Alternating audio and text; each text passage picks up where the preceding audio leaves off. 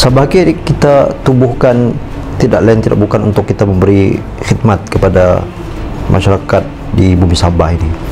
Ada dua matlamat utama yang kita letakkan, yaitu program kebajikan dan juga program dakwah.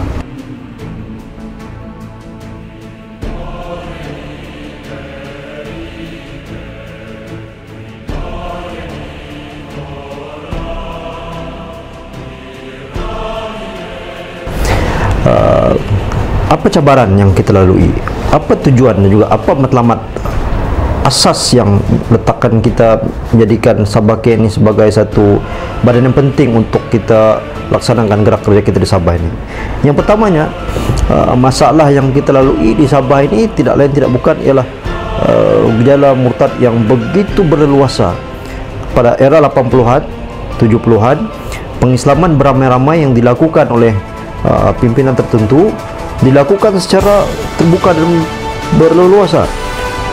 Begitu ramai masyarakat Sabah daripada dusun, Kedazan, Murut, hatta Cina sekalipun yang diislamkan secara beramai-ramai, yang sampai satu ketika mengangkat angka sehingga 63% masyarakat Islam yang diislamkan secara beramai-ramai di Sabah ini. Namun yang menjadi masalah yang berlaku ialah proses untuk memberikan ilmu itu tidak berlaku. Mereka selepas diislamkan secara beramai ditinggalkan begitu saja, menyebabkan mutaakhir ini tahun-tahun selepas itu begitu ramai yang mereka ini keluar Islam ataupun pergi memeluk agama lain.